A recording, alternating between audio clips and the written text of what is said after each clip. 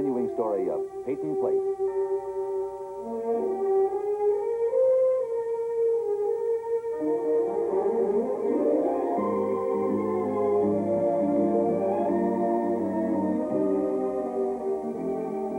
Starring Ed Nelson as Michael Rossi,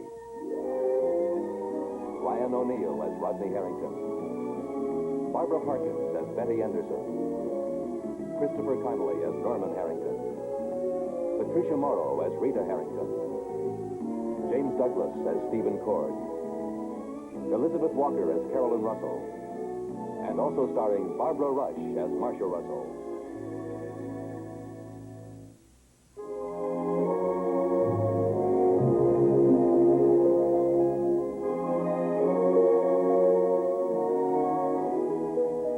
The long night to Rodney Harrington's homecoming is over. And Rodney's wife, Betty, must help him face the new day and his new life. A life which will need all the support she can give. Good morning, love. And what are you doing? Darning socks. Well, I wanted to make your breakfast for you. Is that any way to say good morning? Morning, darling. Oh, no, that's much better. Well, I see you've made the orange juice, you've made the coffee. How about some scrambled eggs and bacon? No, thank you, not this morning. How about some blueberry muffins? No. Some honey bran muffins? Hey. Some raisin muffins? Come here. Some... Come here.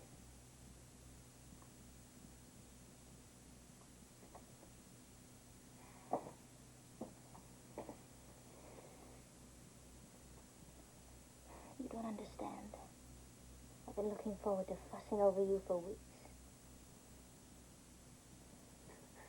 You'll spoil me. Did you sleep well? No, I didn't. I missed you. I missed you too. Oh, Betty, why? Why? Rod.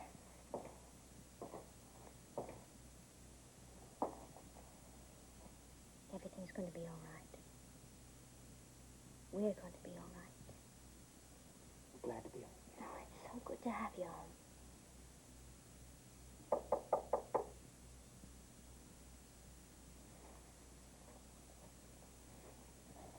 Mr. Atwell. Well, it is too early in the morning for Mr. Atwell. Why, you forget he runs on hospital time. It is not civilized. Good morning. Morning, Sergeant. That's a nice day out there. It looks sleepy. Big radio. It's good for the circulation. Hey, Chad, how'd you sleep last night? Like a top. I thought that hospital bed would do it. There's nothing like a good firm mattress. Sorry. Would you like a cup of coffee? No, thanks. We're operating on a tight schedule.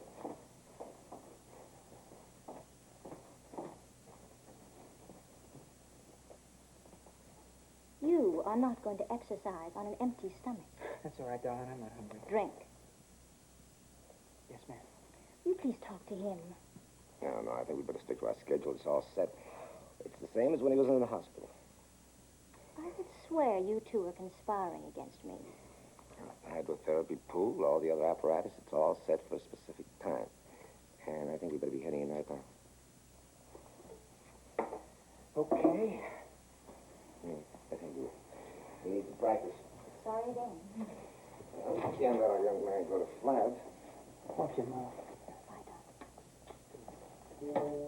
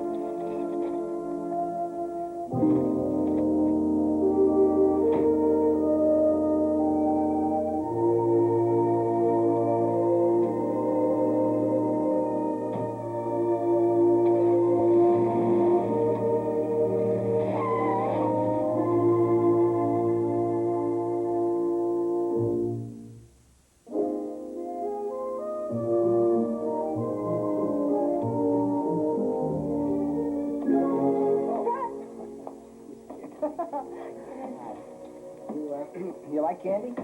Oh, yes. Oh, well, I brought flowers. Oh. Now, wait. Oh, Mike, you know I love to get flowers. I just love it when people bring me flowers, and I think you should know that about me. Well, I'll make notes on it. What's the occasion?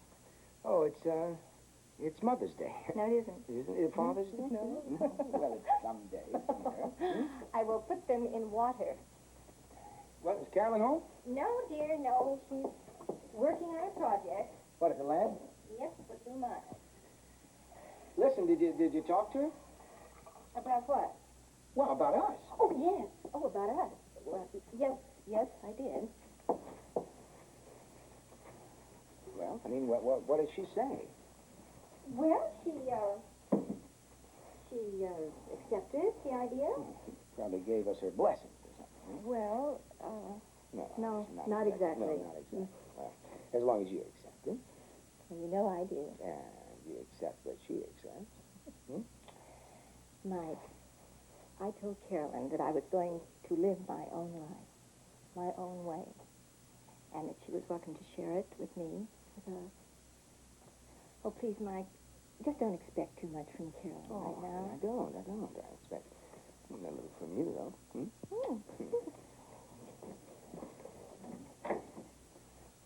You know, Mike, maybe we should bring those flowers to them. Oh, why? Well, I don't know why. Oh, I don't even know what I'm saying. I'm just nervous. Listen, I've got some wine out in the car. I always bring some wine when I'm invited to dinner. Well, I'm just so afraid that I'm going to say the wrong thing or do the wrong thing. And then what? They're going to put you in a big black pot and cook you up or something? No, Mike, please, just do this one thing for me, please. Just don't be angry with me. Well, I'm not. I mean, I'm not going to get angry about anything, or I would even be displeased. I mean, I understand how you feel exactly. Still, we're going to have a wonderful time at dinner with Harry and Alma Miles. Okay, come on. Mike, please kiss me. Smear your lipstick? You go ahead. You smear my lipstick. I hate messy dates.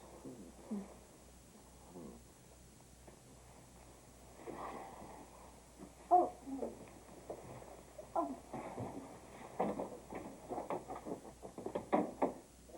I hope everything goes all right.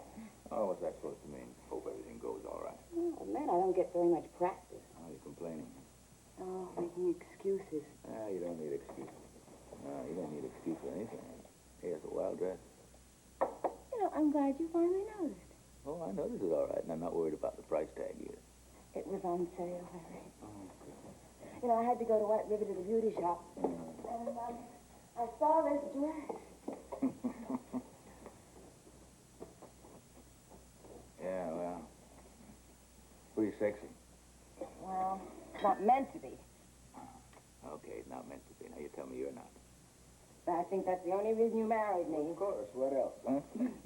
Harry, I gotta stay together. They'll be here in a minute. Oh, yeah, you come unglued so easily. What's she like? Well, if you can believe Mike, she's out of sight. What? Just wondering. Attitude. Oh, attitude. One thing, how she feels about... Honey, I don't think Mike would be bringing her here if she were negative. I mean, as a matter of fact, he... It's not just that. I was wondering how she feels about her daughter working with Lou on that lab project. Well, it's a school project. Lou's one of the kids. Oh. Are you worried about Marsha's feelings or Alma's feelings, honey? I'm worried about Lou. I'm worried about Lou, too, but what's the lab got to do with it? Harry, things are happening. Yeah, a lot of things are happening. Let's not get ahead of ourselves. I know Lou's bugged about something, but I'm sure it has to do with the time he spent in New York. He didn't even want to join this lab project. He had to be persuaded. Come on, honey. There's enough real things happening without making them up. I think they just drove up. Oh, I'll get my coat.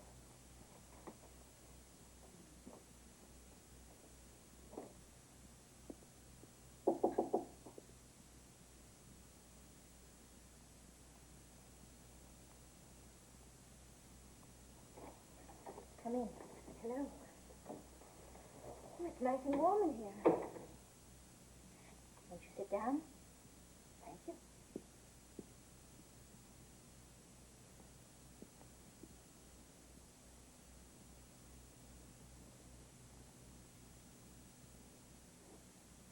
what do you want? Well, quite a bit, as a matter of fact, but I didn't want Rodney to hear.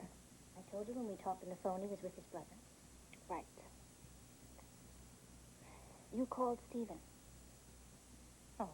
Well, Mary took the message. It was you, wasn't it? Do you always read his messages? Not at all. It was lying right next to the telephone. It said, Mrs. Betty Harrington would like you to call her. You still won't give up, will you? I can't believe it. Oh, come on, Betty. Let's put aside our middle-class morality. The point is the Peyton house is not for sale. That is why you called, isn't it? I called Stephen. Betty, I'm just trying to save you a lot of time and effort. There's no sense in trying to persuade Stephen because I intend to live there after we're married, of course. I see. I know it's kind of frumpy, but I rather dig the old fire trap. It might be a kick to live up there and play king of the mountain. I thought you had something quite different to tell me. Oh, come on, Betty. I admire your style, but you're hardly that indifferent. I really don't think there's anything else to discuss. Then why did you agree to see me? I really thought you had something quite different to tell me. That you were going to ask Stephen to sell the Peyton house. Oh, you've got to be kidding.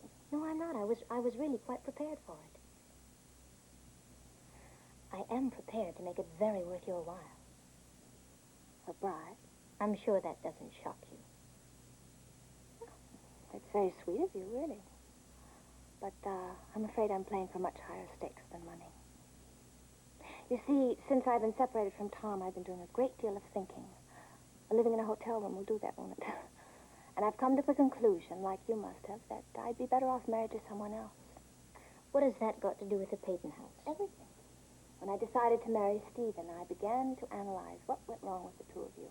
I am not interested in your analysis. And I have absolutely no further interest in Stephen whatsoever. Is that clear? I'm sorry to upset you. I really am. I was just trying to explain how Stephen and the Peyton house go together. I mean, it's terribly important to him. And if I'm going to make success of our future... That house doesn't have any meaning for you. I'm well aware of its sordid past. But what interests me is, why wasn't Stephen happy there? Are you sure you're not just trying to keep Rod and me from living there? No, you've got to see it from my point of view. Think of how exciting it would be to help Stephen conquer all his insecurities over the Peyton dynasty. Now, that house is a key to Stephen's future, and to mine, too. Is Stephen aware of your plans? No, there's no rush. As long as I have an objective, then I can be patient. And confident. You're catching on. Well, then it's all part of this theory of yours. Supposing Stephen decides to sell the house, regardless of your objections. He won't. I, too, am very persuasive. There is such a thing as being overtrained. Could be. Then again,